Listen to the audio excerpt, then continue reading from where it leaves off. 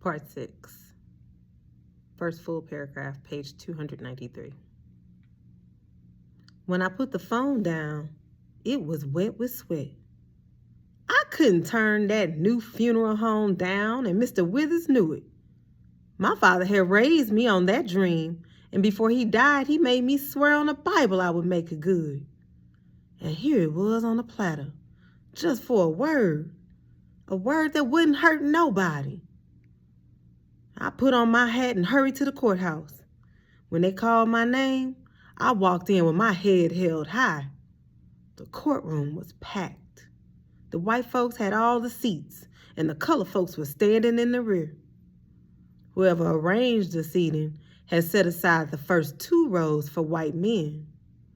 They were sitting almost on top of each other, looking mean and uncomfortable in their best white shirts. I walked up to the bench and swore on the Bible and took a seat. Mr. Rivers gave me a little smile and waited for me to get myself set. "State your name," he said. "Booker Taliaferro Brown."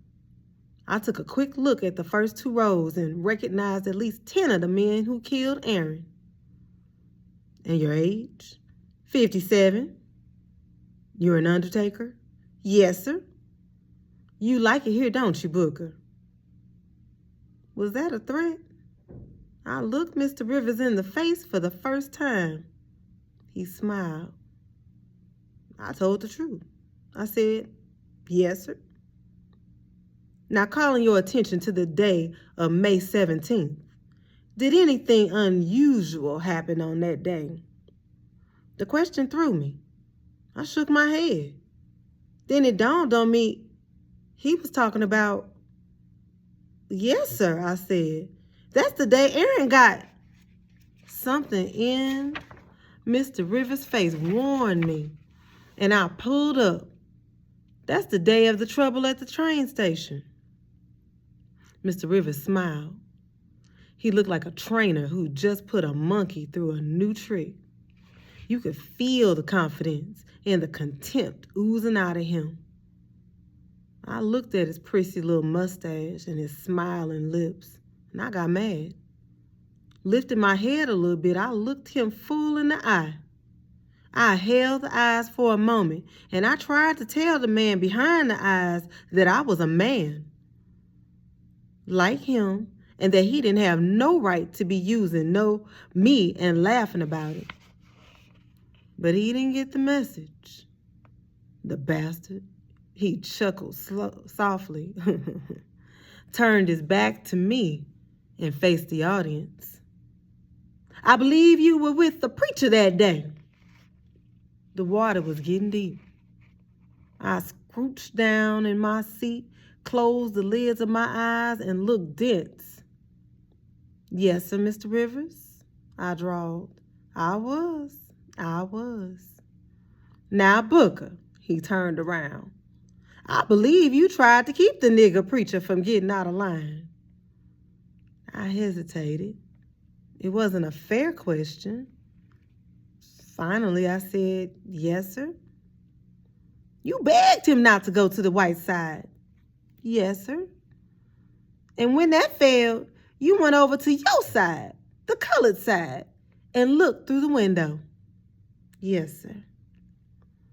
He put his hand in his coat pocket and studied my face. "You saw everything, didn't you?"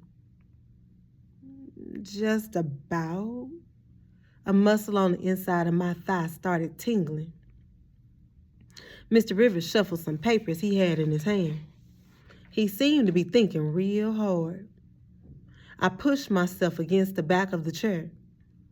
Mr. Rivers moved close, quick, and stabbed his finger into my chest. "Booker, did you see the nigger preacher reach for Mr. Sampson's gun?" He backed away, smiling. I looked away from him, and I felt my heart trying to tear out of my skin. I looked over the courtroom. It was still. Wasn't even a fly moving. I looked at the white folks in front and the colored folks in back, and I turned the question over in my mind.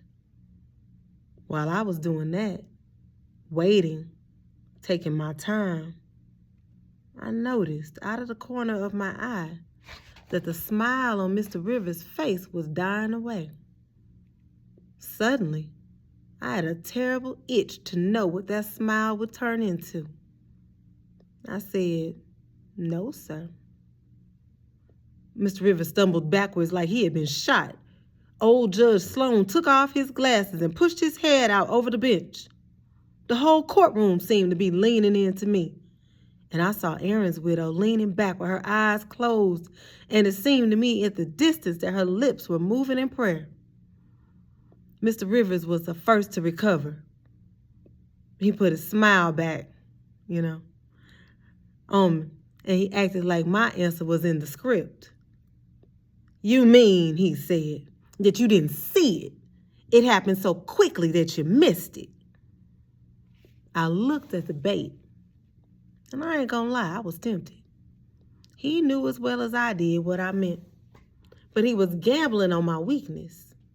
I had thrown away my funeral home, my hearse, everything I owned, and he was standing there like a magician, pulling them out of a hat, one at a time, dangling them, saying, look a here, don't they look pretty?" I was on top of a come down. He was wrong, but you can't fault him for trying. He ain't never met no nigga who would go all the way. I looked him in the eye and went the last mile. Aaron didn't reach for that gun. Them people, they just fell on. "Hold it," he shouted. "I want to remind you that there are laws in this state against perjury. You can go to jail for 5 years for what you just said.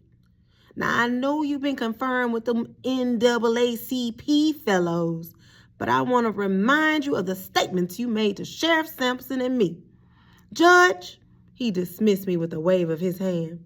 "Judge, this man," he caught himself, and it was my turn to smile.